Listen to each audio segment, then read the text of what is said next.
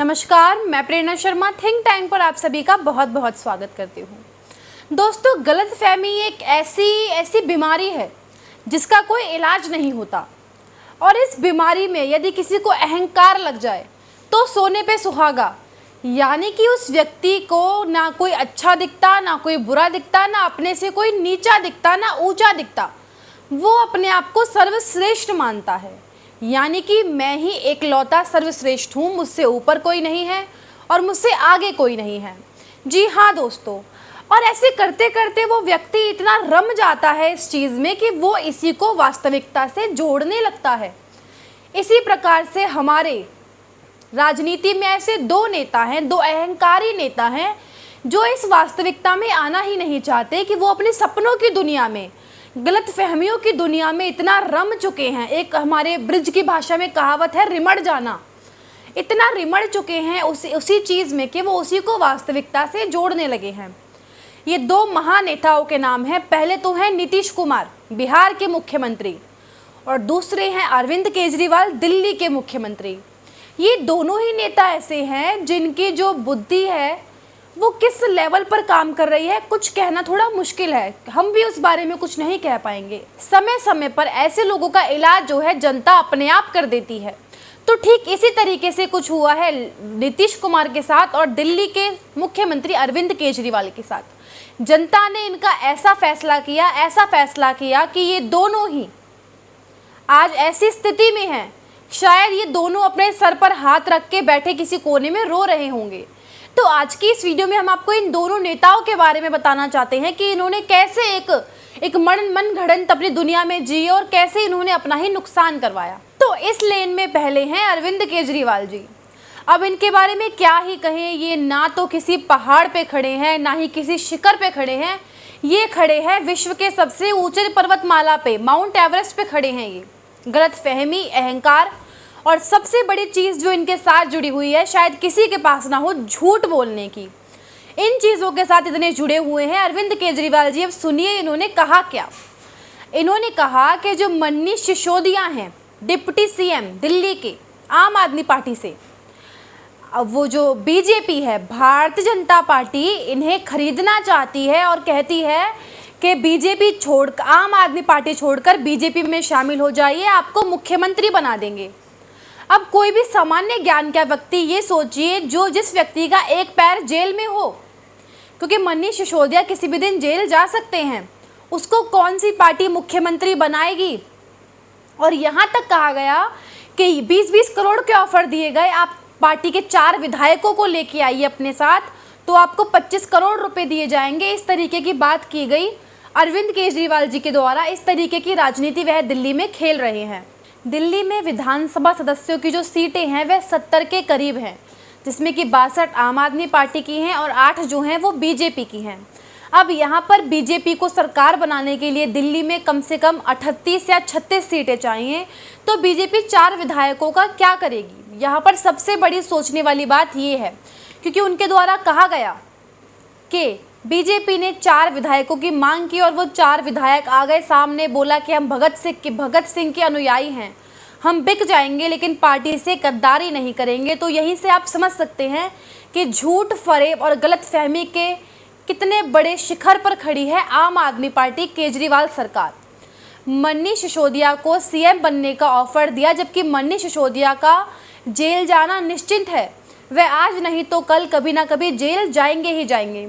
तो इतनी बड़ी गलतफहमी में जी रही है दिल्ली सरकार और झूठ, उनके झूठ की कोई सीमा नहीं है। न्यूयॉर्क टाइम्स में उन्होंने अपने एक स्कूल की तस्वीर छपवाई, कहा कि दिल्ली का जो एजुकेशन मॉडल है, सरकारी स्कूल है, वे किस तरीके से एडवांस हो रहे हैं। लेकिन सच्चाई यहाँ पर यह है कि वह कोई सरकारी स्कूल नहीं था, वह दिल्ली के एक निजी स्कूल की तस्वीर थी। किस तरीके से वह जगह जगह जाके दिल्ली के एजुकेशन सिस्टम और हेल्थ सिस्टम का हवाला देते हैं। सबसे बड़ा झूठ तो यही है जो कि सबके सामने है।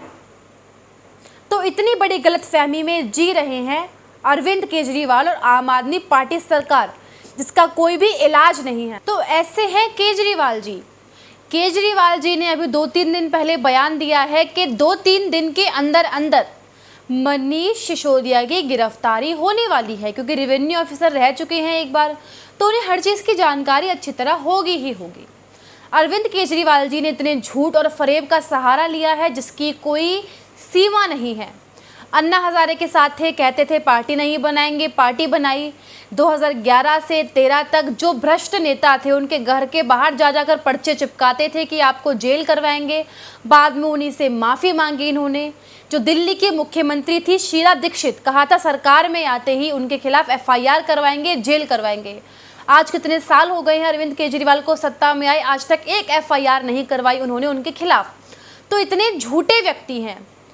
इनके किसी भी करीबी से आप पूछ लीजिए जो इनके साथ रह चुके हैं पहले, वो आपको स्पष्ट तौर पर बता सकते हैं। अब इसी लेन में दूसरे हैं नीतीश कुमार जी, बिहार के CM। अरे उनके तो कहने ही क्या, वाह उड़ी हुई है उनकी। उन्हें अभी 2-4 दिन हुए हैं RJD में आए और अभी से उन्होंने ये बयान दिया है। उनका ये पहला बयान सबसे बड़ा, उन्होंने बोला है कि यदि सब एक हो जाएं तो इसको सब हरा सकते हैं, इसके सामने ये हमारे सामने कुछ भी नहीं है। और कौन है वो?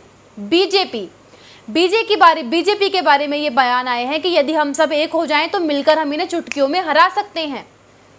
अब ऐसा कौन सा व्यक्ति कह सकता है? आप दिमाग लगा के सोचिए।